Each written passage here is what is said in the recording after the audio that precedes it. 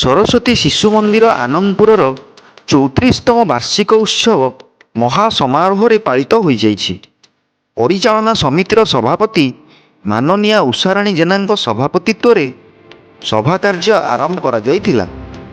ଏହି ଉତ୍ସବରେ ମୁଖ୍ୟ ଅତିଥି ରୂପେ କେନ୍ଦୁଝର ସାଂସଦ ମାନନୀୟ ଶ୍ରୀଯୁକ୍ତ ଅନନ୍ତ ନାୟକ ଯୋଗଦାନ କରିଥିଲେ। ମୁଖ୍ୟ ବକ୍ତା ଭାବେ ଶ୍ରୀଯୁକ୍ତ ଭାଗୀରଥୀ ପୃଷ୍ଟି ଯୋଗଦାନ କରି ଭାରତୀୟ ପରମ୍ପରା ସଂସ୍କୃତି ଓ ବିଚାରଧାରା ଶୈଳୀ ସମ୍ପର୍କରେ ବୌଦ୍ଧିକ ପ୍ରଦାନ କରିଥିଲେ। ସମ୍ମାନିତ ଅତିଥି ଭାବେ ଶ୍ରୀଯୁକ୍ତ ଲକ୍ଷ୍ମୀକାନ୍ତ ମହାରଣା, ଶ୍ରୀଯୁକ୍ତ ନିରାକାର ସାହୁ, ସୁଶ୍ରୀ ରଜନୀରାଣୀ ଖଟୁଆ ଯୋଗଦାନ କରିଥିଲେ।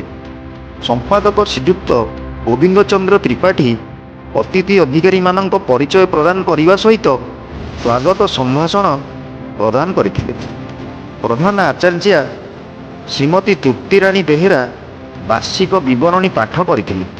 ମଞ୍ଚ ଓ କାର୍ଯ୍ୟକ୍ରମ ପରିଚାଳନା କରିବାରେ ଗୁରୁଜୀ ଶ୍ରୀଯୁକ୍ତ ପଙ୍କଜ କୁମାର ମହାନ୍ତି ଓ ଗୁରୁମା ଶ୍ରୀମତୀ ଅହଲ୍ୟା ମିଶ୍ର ମଧ୍ୟ ସହଯୋଗ କରିଥିଲେ। ଉପସଭାପତି ଶ୍ରୀଯୁକ୍ତ ଜଗନ୍ନାଥ ସିଂ ଧନ୍ୟବାଦ ଅର୍ପଣ କରିଥିଲେ। ଚଳିତ ବର୍ଷ ବାର୍ଷିକ କ୍ରୀଡ଼ାର ସର୍ବଶ୍ରେଷ୍ଠ ଖେଳାଳି 2024-25ର ସରକାରୀ ବୃତ୍ତି ପାଇଥିବା ଶିଶୁ ଓ 2024-25ର ପ୍ରଥମରୁ ଅଷ୍ଟମ ଶ୍ରେଣୀ ସର୍ବୋଚ୍ଚ ଅଙ୍କପ୍ରାପ୍ତ କରିଥିବା ଶିଶୁମାନଙ୍କୁ ମୁଖ୍ୟ ଅତିଥି ପୁରସ୍କୃତ କରିଥିଲେ। ପରିଶେଷରେ କୁନି କୁନି ଶିଶୁ ଭାଇ ଭଉଣୀମାନଙ୍କ ଦ୍ୱାରା ରଙ୍ଗାରଙ୍ଗ ସାଂସ୍କୃତିକ କାର୍ଯ୍ୟକ୍ରମ ପରିବେଷଣ କରାଯାଇଥିବାର ଦେଖିବାକୁ ମଧ୍ୟ ମିଳିଥିଲା। ଏଥିରେ ସମସ୍ତ ଗୁରୁଜୀ ଓ ଗୁରୁମା ସହଯୋଗ କରିଥିଲେ। ଆନନ୍ଦପୁରରୁ ଗଗନ ବିହାରୀ ଦାସଙ୍କ ରିପୋର୍ଟ, ଓଡ଼ିଶା ନ୍ୟୁଜ୍। ଆଉ ଏଠି ଆମ ଛୁଆମାନଙ୍କର ଯେଉଁ ପ୍ରତିଭା ବି ଅଛି, ପ୍ରତିଭା ବି ଏଠି ସେମାନେ ପରିଶ୍ରମ ବି କରନ୍ତି ଏବଂ ଗାଁ ପର୍ଯ୍ୟନ୍ତ ପୁଣି ତା'ର ନେକ୍ସଟ ଇୟର୍ ପାଇଁ ଶିଶୁ କେତେ ଆଗେଇବ ତା'ର ଯୋଜନା ମଧ୍ୟ ସେ ଆଧାରରେ ଆକ୍ଟିଭ। ଆଜି ସରସ୍ୱତୀ ଶିଶୁ ମନ୍ଦିର ଆନନ୍ଦପୁରର 34ତମ ବାର୍ଷିକ ଉତ୍ସବ ସମାରୋହ ଖୁବ୍ ଆନନ୍ଦ ଉଲ୍ଲାସ ଭିତରେ ଆରମ୍ଭ ହୋଇଛି।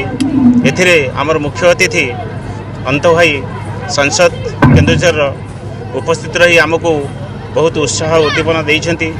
ଆମ ପାଖରେ ଉପସ୍ଥିତ ଥିଲେ ଆମର ଆନନ୍ଦପୁର ପୌରପାଳିକା ରଜନୀରାଣୀ ଖଟୁଆ ମହୋଦୟା ଏବଂ ଆମର ମୁଖ୍ୟ ବକ୍ତା ଭାବେ ଭାଗୀରଥୀ ପୃଷ୍ଟି ମହୋଦୟ ଉପସ୍ଥିତ ରହି ଆମକୁ ବହୁତ ଉତ୍ସାହ ଉଦ୍ଦୀପନା ଦେଇଛନ୍ତି ଏବଂ ଆମର ସ୍କୁଲର କିଭଳି ଉନ୍ନତି ହେବ ସେଥିପାଇଁ ସେ ଆମକୁ ବହୁତ କିଛି ସହଯୋଗ ସହାନୁଭୂତି ଦେବା ପାଇଁ ପ୍ରତିଶ୍ରୁତି ଦେଇଛନ୍ତି। ଯେଉଁ କାର୍ଯ୍ୟକ୍ରମ ରହିଛି ସେ ବାବଦରେ ଆପଣ କ'ଣ କହିବାକୁ ଚାହିଁବେ, ଟିକେ ଆପଣଙ୍କ ମତଟା ଟିକେ କୁହନ୍ତୁ। ସରସ୍ୱତୀ ଶିଶୁ ମନ୍ଦିର ଆନନ୍ଦପୁର ପ୍ରଧାନାଚାର୍ଯ୍ୟା ତୃପ୍ତିରାଣୀ ବେହେରା, ଆଜି ଆମର 34ତମ ବାର୍ଷିକ ଉତ୍ସବ କାର୍ଯ୍ୟକ୍ରମ ଅନୁଷ୍ଠିତ ହୋଇଛି। ଆଜିର ମୁଖ୍ୟ ଅତିଥି ଆମର ଥିଲେ ମାନ୍ୟବର ସାଂସଦ କେନ୍ଦୁଝର ଜିଲ୍ଲା ଅନନ୍ତ ନାୟକ, ଆଉ ଚେୟାରମ୍ୟାନ୍ ଥିଲେ ସମ୍ମାନିତ ଅତିଥି ରଜନୀରାଣୀ ଖଟୁଆ ଏବଂ ଭାଗୀରଥୀ ପୃଷ୍ଟି ଯେ ଆମର ଥିଲେ ମୁଖ୍ୟ ବକ୍ତା। ଆଜିର କାର୍ଯ୍ୟକ୍ରମରେ ବହୁତ ସଂଖ୍ୟାରେ ଶିଶୁ ଆମର ଉପସ୍ଥିତ ରହିଛନ୍ତି। ତା ସହିତ ବହୁତ ସୁନ୍ଦର ଭାବରେ କାର୍ଯ୍ୟକ୍ରମ ଚାଲିଛି, ସାଂସ୍କୃତିକ କାର୍ଯ୍ୟକ୍ରମ ଚାଲିଛି। 25ଟି ଗୀତର ନାଚ ଗୀତ ସାଂସ୍କୃତିକ କାର୍ଯ୍ୟକ୍ରମ ମଧ୍ୟ ଚାଲିଛି ଏବଂ ସମସ୍ତ ଗୁରୁଜୀମାନେ ମଧ୍ୟ ଆମର ସମାନ ଭାବରେ ଭଲ ଭାବରେ ଉପସ୍ଥିତ ରହି କାର୍ଯ୍ୟକ୍ରମକୁ ସଫଳମଣ୍ଡିତ କରିଛନ୍ତି। ଧନ୍ୟବାଦ। ଶିଶୁ ମନ୍ଦିର ହିନ୍ଦୁ ଧର୍ମ ସଂସ୍କୃତି ପରମ୍ପରା ଆଧାରିତ ବିଦ୍ୟାଳୟ ଅଟେ, ମଣିଷ ତିଆରି କାରଖାନା।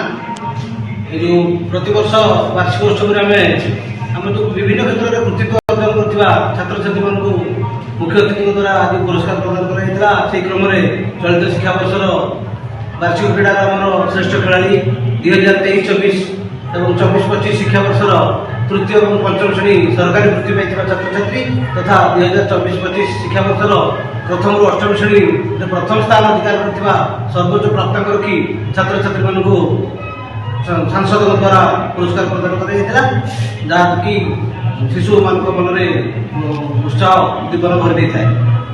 ସାର୍, ଆଉ ଗୋଟେ ଆଜି ଯେଉଁ କାର୍ଯ୍ୟକ୍ରମ କରିଛନ୍ତି, ଆପଣଙ୍କ ହିସାବରେ ଅଭିଭାବକମାନଙ୍କର କ'ଣ କେମିତି କ'ଣ ପ୍ରତିକ୍ରିୟା ଥିଲା, ଆପଣଙ୍କୁ କ'ଣ କେମିତି ଲାଗୁଛି? ଆମର 530 ଛାତ୍ରଛାତ୍ରୀ ଅଧ୍ୟୟନ କରୁଛନ୍ତି ଶିଶୁ ମନ୍ଦିରରେ।